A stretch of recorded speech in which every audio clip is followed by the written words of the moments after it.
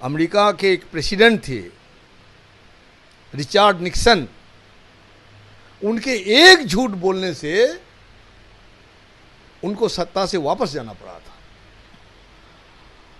ये झूठ बोलने का सरदार है ये।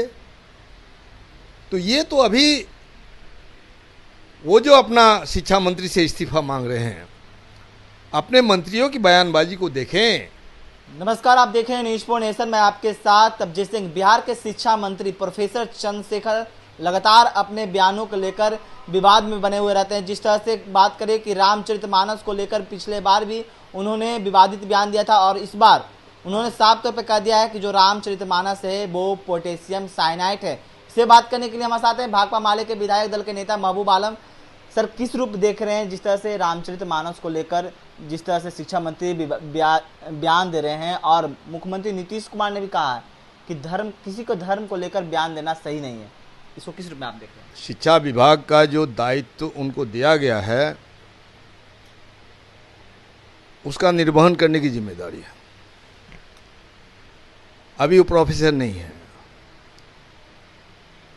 तो इसलिए रामचरितमानस को मैं महाकाव्य मानता हूँ। गोस्वामी तुलसीदास ने जो एक महाकाव्य की रचना की और साहित्य को समृद्ध किया, ये हमारे देश का एक धरोहर है वो। और आपकी जानकारी के लिए हम कह दें कि इस महाकाव्य की रचना मुगल काल के सम्राट जो अकबर थे उन्हीं के ज़माने में हुई। तो इस तरह से जो वो बयान देते हैं, उस महाकाव्य के एक एक दोहा, एक एक चौपाई पर महाग्रंथ लिखे जा सकते हैं। तो अगर वही काम करना है तो फिर यहाँ क्या आपकी जिम्मेदारी है? शिक्षा मंत्री को चाहिए कि शिक्षकों की बहाली नहीं हो पा रही है, मुख्यमंत्री चाहते हैं कि शिक्षा को हम दुरुस्त करें। हर पंचायत में +2 उच्च विद्यालय खोल दिया गया, लेकिन शिक्षक है ही नहीं। और शिक्षक की नियुक्ति के लिए जो परीक्षा आप ले रहे हैं, बीपीएससी, और बीपीएससी के चेयरमैन और शिक्षा विभाग के जो अपर मुख्य सचिव का जो कॉन्ट्राडिक्शन आपने देखा, ये रोज रोज हो रहा है, नया नया फरमान जारी हो रहा है। तो चीज़ें जो गड़बड़ा गई है 20 साल पहले, वो झटके से ठीक हो जाएगा।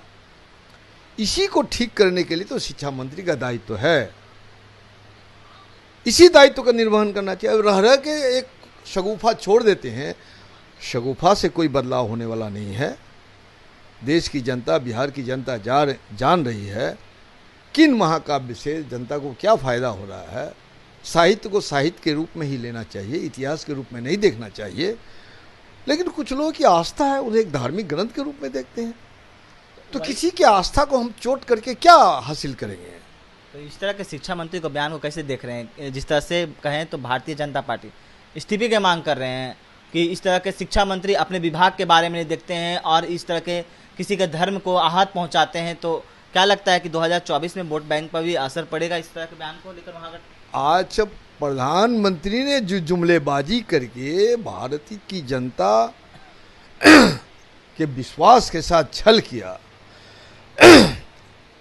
पूरे देश में जो इसकी फजीयत हुई, इससे उनको इस्तीफा नहीं देना चाहिए।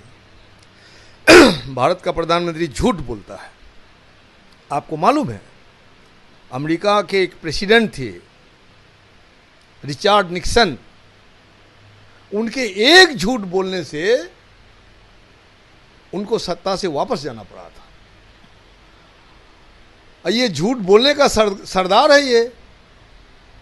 तो ये तो अभी वो जो अपना शिक्षा मंत्री से इस्तीफा मांग रहे हैं, अपने मंत्रियों की बयानबाजी को देखें।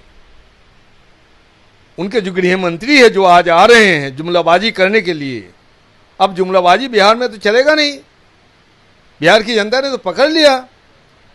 बिहार का जो गौरवशाली अतीत है, गौरवशाली इतिहास है, उस इतिहास के मद्देनजर जो आधुनिक इतिहास है, जेपी मूवमेंट है, मंडल कमीशन का जो तूफान आपने देखा, उसको देखते हुए बिहार की जनता संभल चुकी है और सत्ता से गर्दन पकड़ के इनको निकाल दिया। इनकी छाती पर बुलडोजर चला दिया है बिहार की जनता ने। इसलिए वो चाहता है कि बदलाव का जो मुहिम बिहार से शुरू हुआ है, बिहार में आकर के दूसरा जुमलाबाजी के जरिए हमें कामयाबी मिले, जो बिहार से होने वाला नहीं है।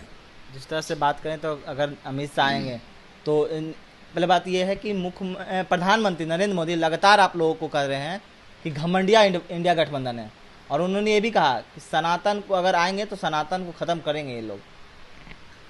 अरे सनातन क्या है भाई? आज जो आप यहाँ इंटरव्यू ले रहे हैं, तो आज 20 साल पीछे चले जाइए, तो 20 साल पीछे इस गतिविधि की कल्पना आप कर सकते थे? कर सकते थे? आप इस तरह से जो नौजवान लोग एक रोजगार के रूप में देश की सेवा कर रहे हैं, लोकतंत्र को मजबूत करने के लिए जो विधायकों का, राजनीतिज्ञों का जो इंटरव्यू ले रहे हैं, आप साक्षात्कार ले रहे हैं, तो 20 साल पहले इसकी कल्पना कर सकते थे? कर सकते थे? मैं आपसे पूछ रहा हूँ। यानी कि 20 साल पहले सनातन कुछ ये माहौल था पत्रकारिता का सनातन अगर रहता वही, तो आज आपको अवसर मिलता।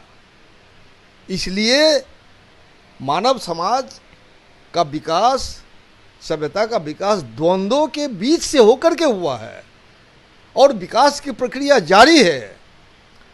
इसलिए आप प्रतिक्रियाशील ताकतों का जो नेतृत्व करना चाहते हैं, बिहार ने तो उसको त्याग ही दिया, पूरा देश भी आपका हिसाब किताब करने के लिए तैयारी कर रहा है। घमंडिया बता रहे हैं। अरे उनके घमंडिया बताने से क्या शर्म उनको मगर नहीं आती? एक के बाद दूसरा वो घमंड से बोल रहे हैं, छाती चौड़ी कर रहे हैं। अरे उनकी चौड़ी छाती है कहाँ? वो इस देश का मिसाल पाकिस्तान से दे रहा है, इस देश का मिसाल चाइना से दो, अपनी शक्ति का मुकाबला चाइना से दो और दूसरे देशों से दो, टेक्नोलॉजी से दो। जो आज हमारा इसरो ने इतना कामयाबी हासिल की पूरी दुनिया में, हमारे वैज्ञानिकों ने जो धाक मचाई, धूम मचाई, और उनको ठीक से वेतन नहीं मिलता है। तो ये काम इनको करना है। इसलिए बिहार की जनता समझ चुकी है, जब जब वो बिहार आएंगे, बिहार और मजबूत होगा और भाजपा को सबक सिखाया जाएगा, भाजपा कमजोर होगी, और आने वाला 2024 के चुनाव में निर्णायक शिकस्त इन लोगों को दिया जाएगा। इन लोगों को मुंह छुपाने के लिए कोई जगह नहीं मिलेगी, सर छुपाने की कोई जगह नहीं मिलेगी। चलिए, ये थे हमारे साथ भाकपा माले के विधायक दल के नेता महबूब आलम। उन्होंने तमाम सवालों का जवाब दिया। इस तमाम खबरों को नीश पहुंचने के साथ